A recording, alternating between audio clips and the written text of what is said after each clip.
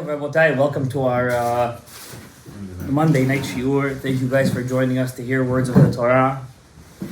Today, because we're in a bit of a smaller crowd, we want to give a shout out to our friends down under in Panama. Hope you guys are still learning Torah over there. Shiur kavua asul lefasfes. Wow, and the guy who just made up for everybody just walked in. And they said the Ari HaKadosh once told Rav Chaim Vital, he said to him, we mentioned Yichudim last week in our shiur, that there is something higher than Limud Torah called Yichudim, meditations, connections of Hashem's names.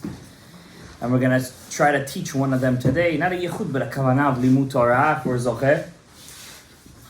And he said, the problem is when a person does something bekeva, he does something constantly, what is he basically doing? He's habitually bringing down shefa. Every mitzvah that we do is a aliyat man. We're bringing up something in the Olomot Elyonim, and we're bringing something down, betmura, because everything that goes up must bring something down. Man umad, right? So because of that, when a person stops doing such a thing, he takes a break. He stops his shiur kavua. As the Gemara says, when a person who usually comes to shul a certain time, suddenly he stops coming one day, the Gemara says, Ke'ilu, like Hashem asked, where is he? Why didn't he come today? What's the secret to the Gemara? And by Yichudim, if a person stops doing it suddenly, HaKadosh Baruch Hu asks, what's going on with this guy? How come he's not showing up? How come he's not doing his job in this world? And Chas v'shalom, that could cause a backlash. It could cause a wake up, Chas v'shalom, klipot could catch him, and he could go really down b'kedusha. That's why Rav Nachman ben Breslev said in the Kutei Moran, it was one of my favorite Torot over there. He said, first serve Hashem and do tshuva later. Don't wait to be perfect to serve Hashem. Serve Hashem now. Do it now. Later on in the day, do teshuvah. When you're already up. Don't wait till you're totally clean and then serve HaKadosh Baruch Hu, because then you're never going to be clean and you're never going to start. Like a person says, listen, I already messed up today. I had a bad machshavot. I didn't pray shacharit. I didn't do this mitzvah. I didn't do that mitzvah. Okay, whatever. I'm already gonna waste my day. Tomorrow I'll start fresh. The next day starts. Again he falls. Again tomorrow. Okay, you know what? This week I messed up. I'll wait till next Sunday. Sunday he messes up. No, I'll wait till next Rosh Chodesh. Rosh Chodesh he messes up. No, I'll wait till Rosh Hashanah. Rosh Hashanah comes, he gets upset because no, I'll wait till next Rosh Hashanah. And like this, his life goes and everything. And he never starts and does anything in his life. So therefore, the Chachmei Chasidut, and it's really Ari HaKadosh. He says over there, don't wait. Start now, do later. Rabbi Mordechai Sharabi, of Zion Bracha, who he named our shul after him, L'Shem, he said, and back in the days when they used to teach the Ari HaKadosh, Sod, Kaf HaChaim, all these big Sidur HaRashash, I'm saying, I'm holding here a Sifrei HaRashash over here, wow. Back in the day, when they used to teach this, they used to teach it after midnight on Shabbat, only. Because Chas v'shalom, if you would teach it to the wrong person at the wrong time, it could be a achizah and the klipa. Chas v'shalom, Yetzer Hara could wake up inside of him, he could do averot. So he has to be totally clean. That was back in the day. Today, it's a mitzvah to advertise and to teach and to spread this Torah. Why is that? I was talking about it with my wife today. After something happened in my class, I teach in the yeshiva. So I was teaching, it's midterm time. So one of the kids come to me and he says, Rabbi, can I use Chat GPT? What's Chat GPT? I never heard of that. AI, artificial intelligence. What about Bard? Google is coming out with its own GPT. It's called Bard. What is this? What is this thing? The certain companies came up with it's free, totally free. You don't have to do anything, learn anything, know anything. This, I don't know what this is even. It uses all the information in the web to come up with the best answer to your question. Amazing. It's something that's, if this is not the 49th level of Tum'ah, then I don't know what is. This has to be the last, like when they came up with the iPhone 14, like once they got to 10, 11, you're like, this is already achlot. They can't come up with anything new, a better camera. They came up with the best phone already. There's nothing more left. A thinner phone, a bigger... that's it, they're done. Mitzinu, as they say in here. They came up with the end. And then they come up with this thing. It's literally, they're calling it artificial intelligence. It's mamish like a robot, yeah. And it has reasoning. They're saying that it has so much information that they're afraid that it could come up with like a logic. Because what's logic already? Coming up, we have so much information that you have a reason to pick a better answer versus another. So basically, you don't have to know anything anymore. You want to know something? Boom. How do you do this? Comes with you don't have to decide anymore. You don't have to do anything anymore. That means information is totally dead. I'm in class today. I'm very old school in class. I write a lot on the board. A lot. My best professors in college were professors that wrote on the board. Because they actually do some effort, not the ones who just give slides. Slides. I study and go jump off a cliff. So I like to write on the board. So one of the kids tells me, says, Rabbi, I can't type. I can't write. I said, why? What happened? My wrist hurts. So what do you want to do? Can I please get a iPad from the office so I can type everything? I joke around with him. I let him type. I said to myself, wow, Yawaradi, people don't want to write anymore. They stopped using the hand. They stopped knowing how to spell. Everything is short spelled, this, that. The brain doesn't need to be used. Who knows in 10 years, in 5 years, if Mashiach doesn't come, where's our brain going to be? Everything is just spit. Ask information, spit back information. And we don't need to know anything. Understand? And that's without the crazy tests of our generation with legalizing drugs and whatever else is going to be legalized very soon. And it's unbelievable. I'm in class today. One kid passes me and I'm like, something is not kosher over here. I said to him, a good kid. By the way, Rav Chaim Kanevsky said you could say besamim. But he said you could say a bracha of besamim. It's a plant. Listen, it's a bad one. But as a bad effect. You're right, cause and effect over here. But I said, what happened? Good kid. You understand? And the kid comes inside class, and you stand by the bus stop, you smell it. You go home, you smell it. Go to the city, it's there. Everyone's there. Everyone just wants to be light. I always want to be chilled. Chill. It's like a person, I give you a job. Lemashal. I give you a job. I say, Gabriel, your job is take a pen, take a piece of paper, and I'm going to pay you a lot of money for it. $50, $100 an hour. Just make circles. Just make circles all day? Just make circles all day, I'm going to tell you. How long? In a week, I'm going to let you know. Week comes, you get a nice paycheck, you're like, I'm not going to ask him why I'm making circles. $10,000 for making circles every single day, for every day. And you're making millions of papers of circles. And you're making, you make little circles. And suddenly you get creative. You make circles within circles, and you start making spirals. And then the next week. After 5 months, you're like, listen, what am I wasting my time over here? I'm making a lot of money, but I keep on going in circles. That's our life, by the way. It's just a circle.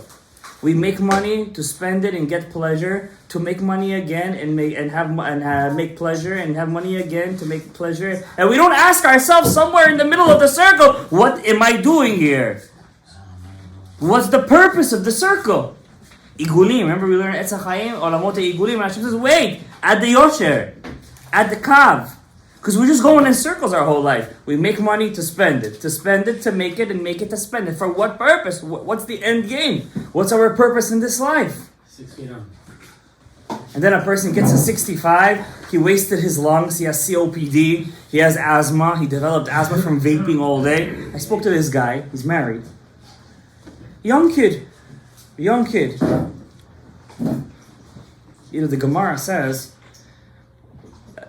the old school mentality, which is the right mentality, is when a person gets married, that's it. You get married, it's your life. Hashem gave it to you, live with it. Mitaken it. Fix it. But sometimes the Gemara says, it's a mitzvah to get divorced. Or else why would there be a mitzvah of gitin? There's a whole masechet gitin. So I'm talking to this kid, and he's like, listen, I can't live with this woman anymore. 2 years married. Why? All day verbal abuse, all day cursing, and the words she says out of her mouth. She's a beautiful woman, but I'm disgusted by her. I can't look at her. Yeah. You understand? How am I going to look at this? How could I, and I don't want to, there's no connection. So what do you do? What's your life? What's your life all about? Because I wake up, I'm a manager of a certain store. Stores will open up late, right? So I work there till 12, 1 in the night. I come home, I said, what do you expect to happen? You don't give attention, you're not there. If the Shekhinah doesn't have her Zah, then how is she going to be a Shekhinah? It's going to turn into a Klippa. If the Shekhinah doesn't have the Kedusha that it needs at home, then what happens to the Shekhinah? She goes down into the Klippa. If you're not there, then what do you think gets it? The Samech Adam. Where was Adam Arishon in the whole story of the Garden of Eden? He was out there. He was in the Leshem Shov HaChlama says he was out in Harei HaChoshech. He decided to take a stroll to fight the Samech. I'm taking that's what the Leshem Shov HaChlama. He went to give the war to the Samech. I'm going to take the war to him. He went on the offense. You're gonna mess with me? Buddy, I was born second day of the creation. You born over here in the 6th. You were just born. I'm older than you. And especially according to the ones who say that every day of creation is millions of years. There's a new book that came out. If you're not scientific or something like that, don't buy the book. It's gonna make you crazy. I tried reading it. You need to get there with a cup of coffee, a big one. And a nice, it's a tough book. It's called 6 Days of Creation by Rabbi Alexander Hu.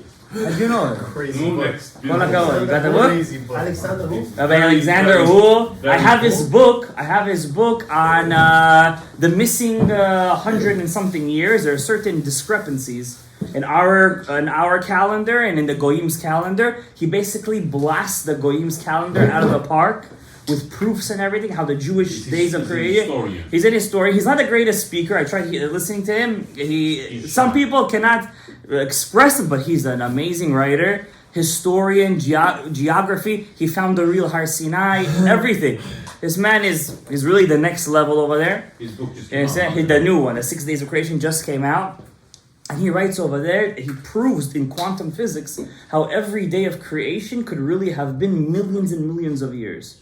Because think about it, how do we count creation? How do we count an hour? Sun and the moon. If the sun and the moon is only made in the 4th hour of creation, then how did we count the first 4 days? How do you measure the first 4 days? It was day and night. It doesn't say it was 24 hours, it was kat shaot. It says it was day and night. What's day and night? It was just light and dark. Light and darkness that didn't come from the sun and the moon. It was a different kind of light and dark. It was the makor of the light. Anyways, wow. It's a phenomenon. I don't want to get into it. I don't know it myself. I can't answer something that I don't know. I didn't really delve deep into it, right? If you're going to ask me where is the 120 or something years that are missing in creation from the thing, I can answer you that. That book I read. But from beginning to the end. This one I didn't finish. It's a really tough book. But the point is that the Satan is so strong, he's older than us, could be by billions of years, millions of years. Could be, theoretically speaking. So Adam Arishon goes to fight him in Harei HaChoshech. Where do you think the Satan goes? He says, you're coming to fight me, I'm going to come and get you. Mm-hmm. He goes and finds him in Gan Eden. Who does he find over there? Chava. Persa Nida. He made her into a Nida. He made her sin. And she made Adam sin. I was speaking to somebody the other day. How did she make him sin, says the Ari? She took the Etz Hadad, she squeezed the wine, Yain Mishubach Misheshet Yemei Bereshit. Over there, you don't have to wait for the fermentation. Straight alcohol. She put the alcohol in over there. He drank it, absolute, tequila, whatever you want. He was drunk. And, yalla, they had Cain and Hevel before Shabbat. That was the Avon. So the same thing over here. If a person doesn't give his Shekhinah the attention that she needs, if he doesn't give his Shekhinah the purpose that she's there for, to be with him, Yud Kei, Vav with the Hey, not without the Hey. Vav has to be with the Hey. Then the Hey Chas Shalom turns into what letter? Kuf. What's a letter Kuf? It's a letter Hey, but with a longer leg. What does that longer leg mean? Raglea yordot mavet. She goes down into the samech mem, to the satan. And women don't have the mitzvah of limud Torah. They don't know how to fill that void. You could fill that void. You come to a shiur Torah. Where are they going to go? To a hafrashat challah? To a brachot party? Who knows if they even saying brachot levatala over there? I don't know. I don't know the halachot. This is something they have to deal with themselves. Hafrashot chalot, brachot party, this, that, amen. Who knows what's going on? But what do they fill the void with? They don't go to shacharit in the morning. You come to shacharit every morning. Rav Zamir Cohen says a person who comes to shacharit every morning is proven to live longer. It's proven, statistically, there's a correlation with people who come to shul in the morning than live long. Why? You come to shul, You come to shul, you see your buddies. Moshiach, how are you? Oh, you came. Talit, amen, yesh, man. You have a dopamine release. You're feeling good. Everything is good. Baruch Hashem. You start off the day in the right foot. Okay, the day you work like a dog. Mincha time comes. Mincha again. Shul again. Dopamine release. Day goes on. Aravi. Before you go to sleep, meet your buddies again. Pray in a tzibur. Again, you get that release. You're besimcha. And your life changes. And then middle of the day, Talmud Torah, 2 hours. At least 1 hour in the morning, hour that. Chiyuv. It's a chiyuv, by the way, chiyuv. I could almost say mideoraita, that a person must learn almost 2 hours of Torah a day. He has to have at least 1 shir in halacha, 1 shir in Gemara or Midrash. Etz Chaim, why not? Add some spice, or at least on Shabbat, some Etz Chaim, some Dat Tfuna, some Torah Da'aba, some Ariyak Monday night, some Ariyak Kadosh. Monday night is really Tuesday, Pa'amayim Kitov. Says the Rashash in Nahar Shalom, Torah Chacham, Rav Chaim de la Rosa, that Tuesday is the highest day of the week. Pa'amayim Kitov. Tuesday is the highest day of the week. Why? And Tuesday is the biggest zivug. In Nichilat Apayim, Tuesday is the big. You got married on Tuesday, me too. We did it. So it's a strong day. So Monday night is a Yom Chazak. And where does the zivug happen? In Nichilat Apayim, by the way. In Nichilat Apayim, that's the biggest zivug. It's a zivug of Yisrael Leah. It's something very big over there. So what's going on, Rabbi, with our generation? What are we doing? We have artificial intelligence. You understand? We have a president. He's a nice guy, but I think he's not supposed to. Something is not working over there so well. You got spy balloons running all over America. You have an earthquake. They fear 20,000 dead over here. You understand? Right in Israel's backyard. Rabbi Victor Miller used to quote the Chafetz Chaim. He used to say, Ach tiri oti tikchi musar. Hashem does everything in this world, so we should get the message. It was supposed to be in our backyard. If there's a war going on in China, if there's a fight going on with Russia and Ukraine, it's for us to see and to get musar from it. You know, close to 1,700 buildings, they say, fell. In the Israeli news. The American news says one thing. They get it late. The Israeli news is closer to their timeline. So they get it everything quicker over there. Understand? And I said this yesterday in my shiur. What you see going on in Israel right now with the reform in the justice system, I say it's a sign of Mashiach Tzidkeinu. I don't know how close, how far. I could only speculate. Right? But it's a sign. Because what do we say before Laminim v'Lamalshinim in the Shemona Israel? למינים ולמלשינים אל תהי תקווה. ברוך אתה השם, שובר אויבים ומכניע. I say minim, you could say zedim. So שובר אויבים ומכניע minim, to destroy all the יצר הרע, סמך מם, בילה מוות לנצח. What's the condition? What's the bracha before it? השיבה שופטינו כבראשונה. First we have to fix the justice system. I don't want to tell you guys something miza'azeh. I don't know what goes on in America so much. It's because it's 50 states. Every state has its own Supreme Court. In Israel, I'm not going to tell you the whole story, but something miza'azeh. Only the most corrupted judicial system could do such a thing. One Arabi, Bedouin, in Gadara, broke into a certain Mrs. house in front of the kids. What he did over there. And you know how much time these people get? 5 years, 6 years. One guy did an Avera, Arabi, close to Beersheba, with a 5-year-old Jewish girl. How much they gave him? 6 years. 6 years! The Supreme Court in Israel is so corrupt. How could you do such a thing? They're afraid of the Arabs. It has to be fair. He was sick in the head. How you do such a thing? Am Yisrael, it's mamash the tochechot in Parashat Kitavo. Your sons and your daughters are given to a different nation. We have to wake up, Rabbi Yisai. It's our mitzvot and avirot that are changing the thing over here. The goyim want to make us, those rich goyim, the ones that are on the top, the billionaires, they want to make us that we always need them. Today, there's no kind of thing you send in the hospitals or anything, you send with the mail. Everything, electronic.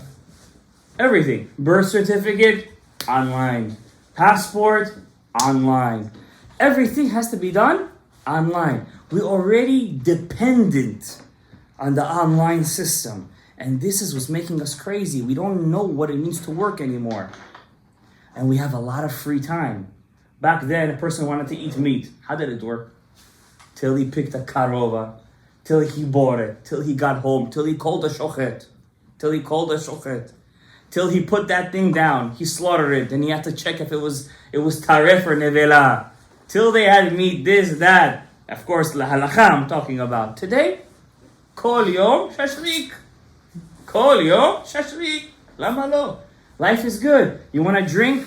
7 liquor stores.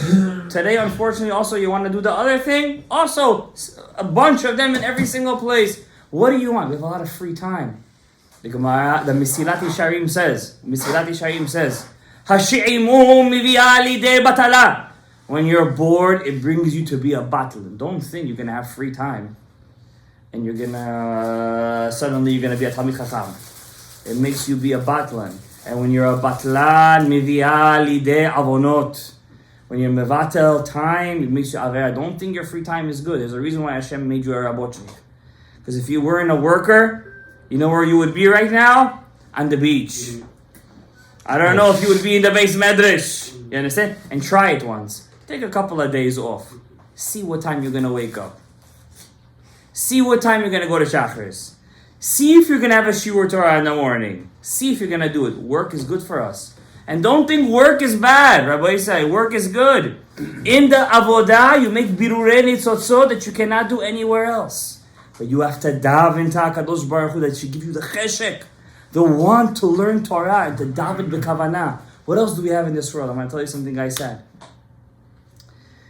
A lot of kaf zechut for our generation. A lot of kaf zechut. We have to give a lot to ourselves kaf zechut. And I'm not saying this in a make you feel happy way. I sat and I thought about it. I thought about it big time. I've been thinking about this more than months. We must give our generation kaf zechut. We're not a generation of communism, of strictness. We cannot be like that. We must give each other kaf zechut. It's a tough generation. There's so many things that kids have, that adults have, that make us go off the derech. So many things. It's just the Yetzer Hara is at our throat all the time. And we're here learning Torah. We're fighting this thing. It's unbelievable. Give us kaf zechut. You fell. Give yourself kaf zechut. Make yourself feel good. You have to do it. If you don't have emunah that HaKadosh Baruch Hu could accept you the way you are, then you don't believe in Hashem. It's impossible that you believe in Hashem. He's not Hashem anymore. He's not Hashem. If you believe that Hashem only accepts Jews to Gan Eden, if the Arabs believe that Allah only accepts Muslims to Gan Eden, if the Kritmachs believe that only, I don't want to say that guy's name, accepts the Kritmachs to Gan Eden, that's not Hashem. That's a fake God. That's Elokim Acherim. Hashem accepts every human being to Gan Eden. Amen. If the Goy keeps Sheva Mitzvot B'nei Noach, and the Jew does his job, and he's Am Segula, as this week's parasha says, why not? Come, enjoy. Aval lefum tzara agra. The more you sweat, the more you get. You sweat a little, 7 mitzvot, you get 7 mitzvot Gan Eden. You have 613, which we don't. We only have about 60. The Rambam counts, so you're not going to be up there with Shimon ben Shattach and Moshe Rabbeinu, but you're still going to have a Gan Eden of 60 mitzvot. And don't forget, you have all the lo ta'aseh to fight. Lo taturu, acharei levavchem, v'acharei einechem, asher atem zonim, achareihem. I say that pasuk with kaif. Take the tzitzit, kiss acharei einechem. Why? I'm going to give you a pshat right now. Says Rabbi Ephraim HaKohen. Rabbi Ephraim HaKohen.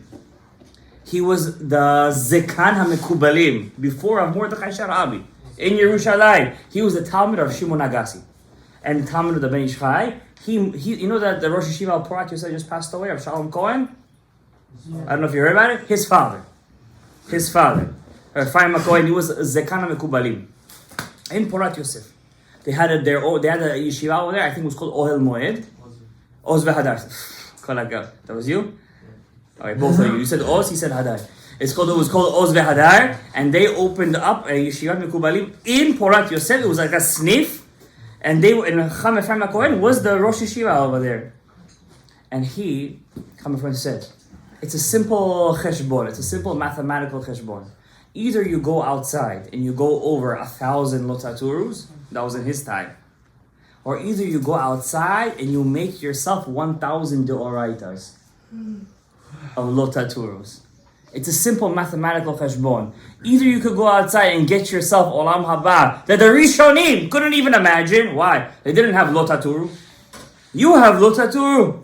And you can make thousands. What are you going to do? You're going to go to Antarctica? You need yeshiva, you need this, you need that, you need to go. The Rebbe's, this, that. Remember, Jews always lived in Rome. And Jews were safest in Rome. When I teach Jewish history, I tell the kids, all the European nations killed, maimed, concentrated, whatever you want, they did. Exiled. England was the first one, by the way.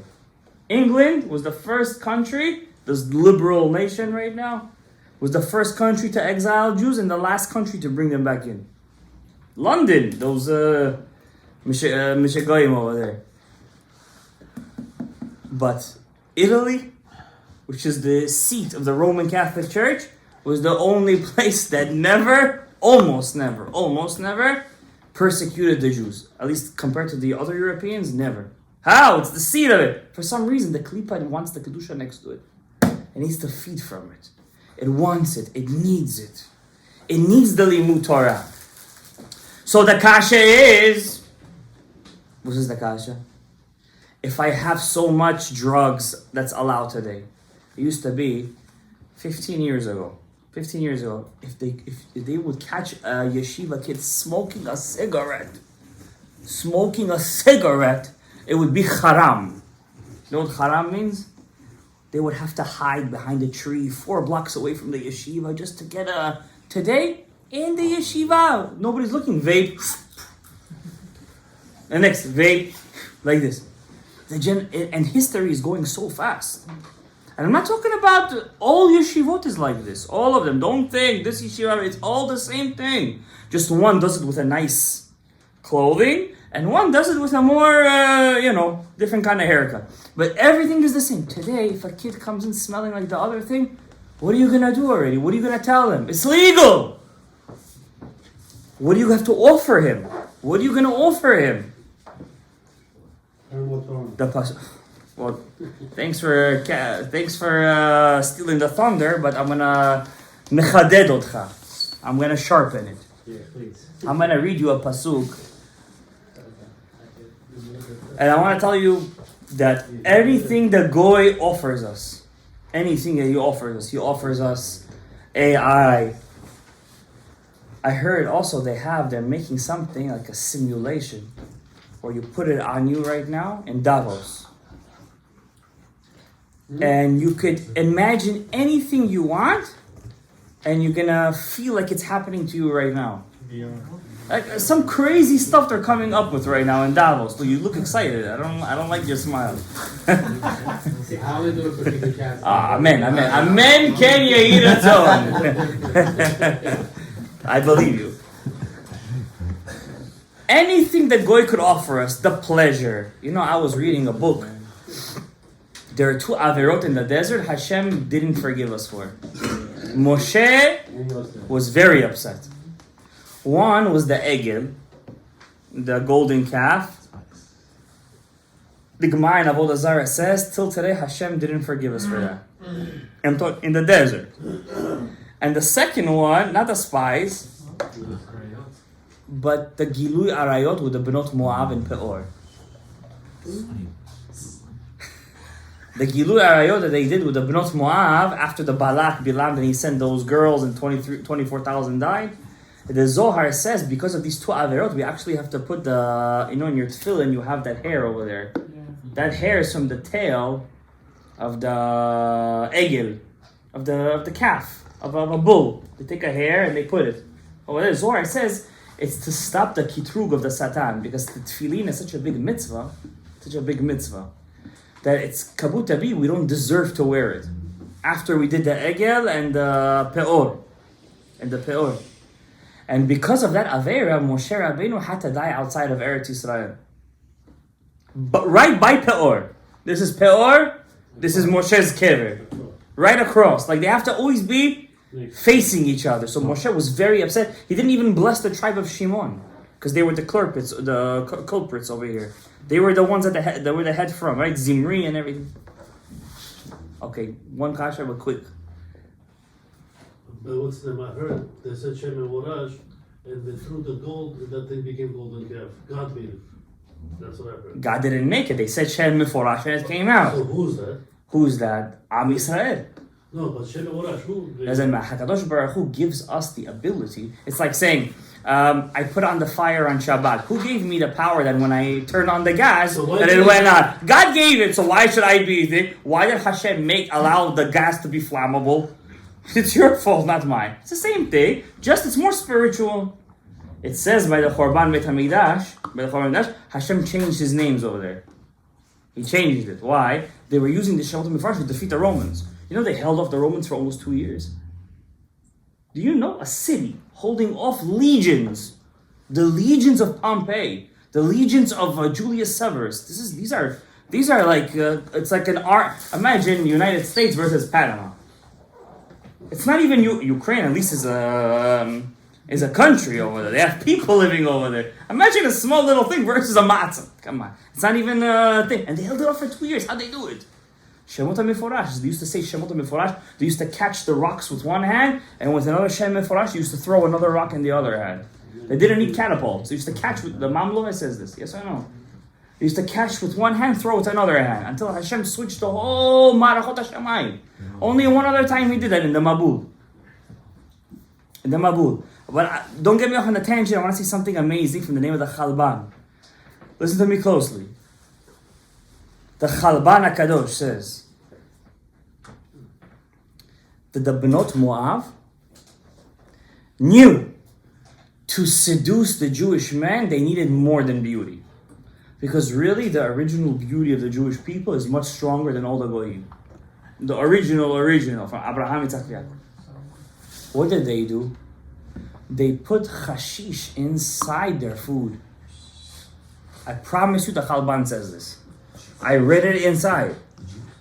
Yeah, they put hashish inside the food of the Yidden that were eating in their Zivchei Metim.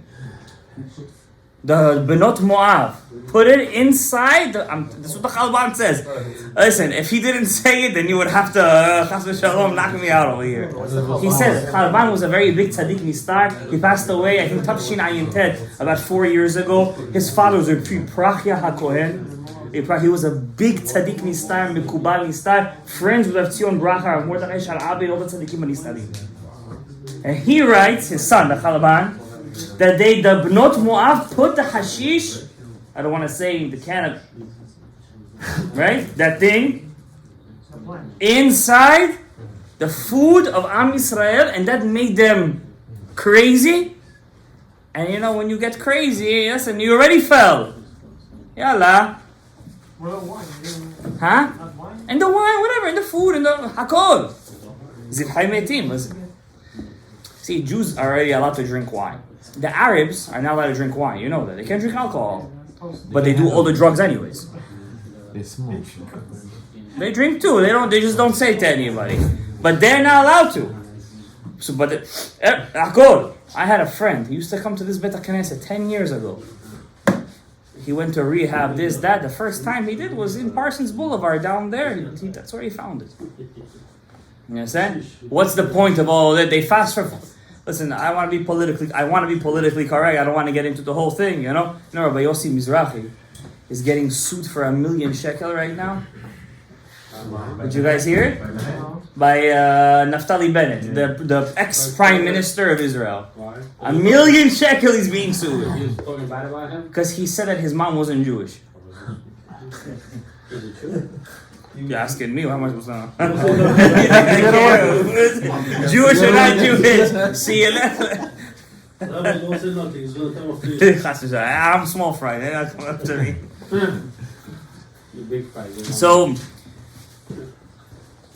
how do you switch the tumah that the world offers us. How do you give him something that's sweeter? Because we need something sweeter. You have to daven for it. We need something sweeter.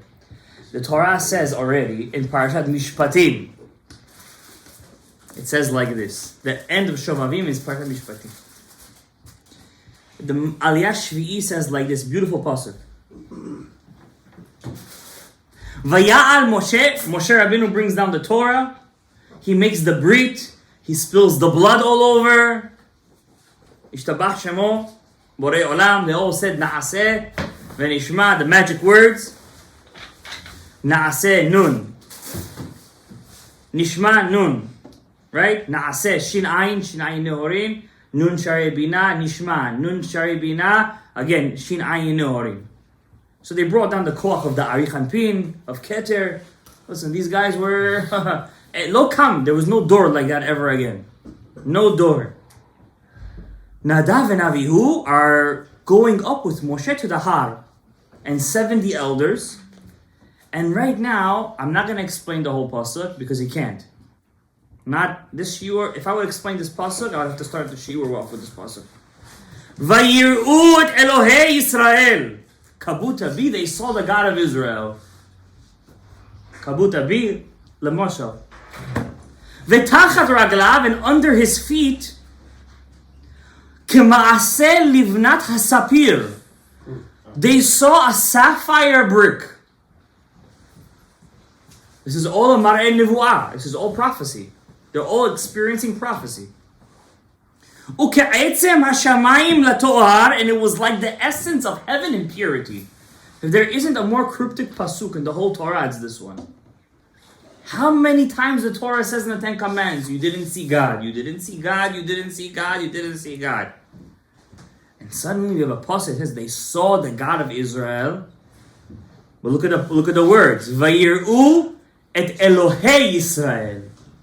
They didn't say they saw Havaya, they saw Elokim, saw Ammonai. Vayir'u et Elokei Yisrael. There's a lashon here. Anybody here listens Sha'arei Orah, you know the lashon of the Shemot of Hashem make a difference, a big difference. But they all didn't make it, Rabbi. Yes, they didn't make it. And under his feet, what feet? What feet are you talking about over here? Is a sapphire brick.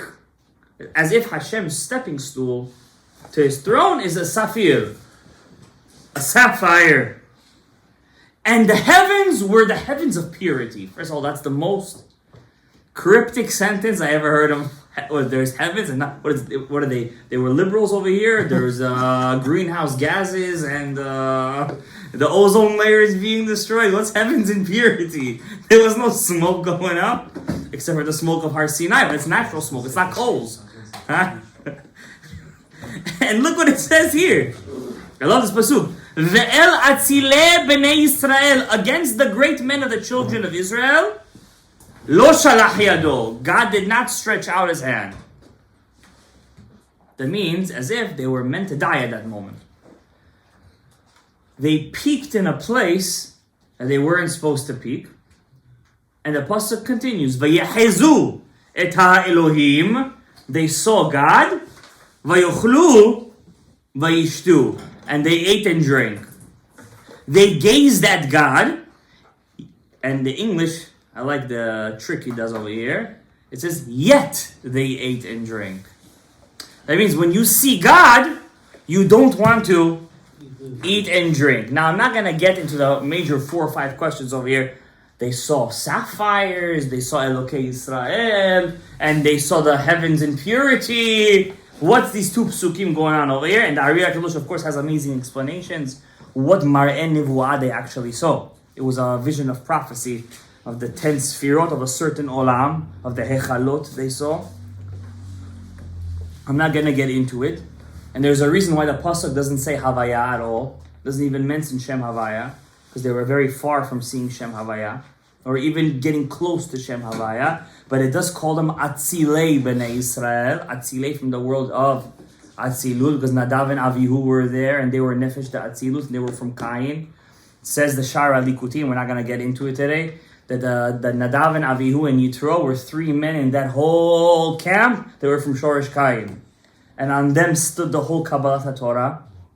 That's why the parasha of Yitro of Kabbalah is called Yitro,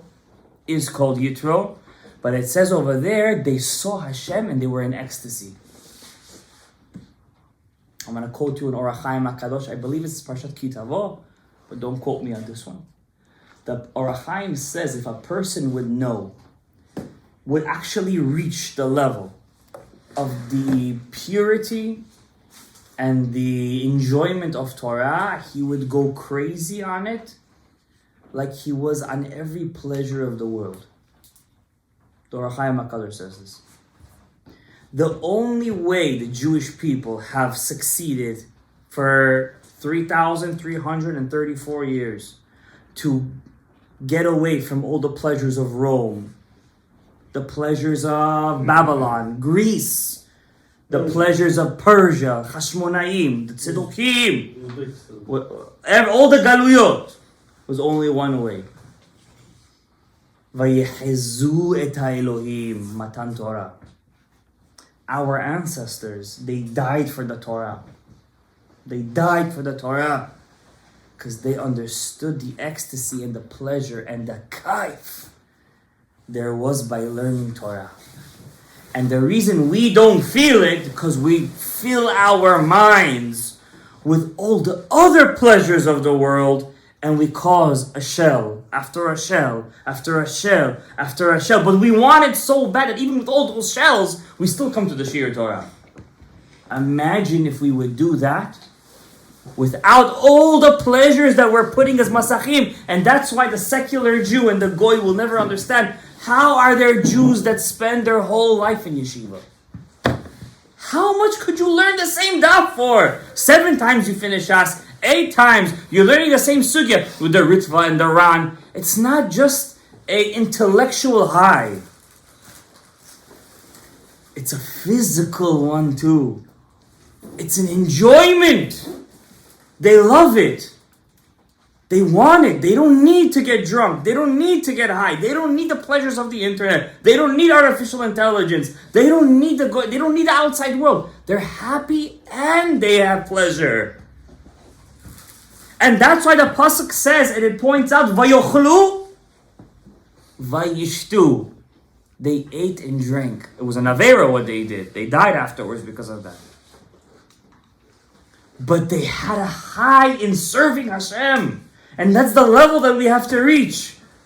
All of us sitting in this room and the people watching and all Klal Yisrael have to reach this level. And we could reach this level and we will reach this level. Amen.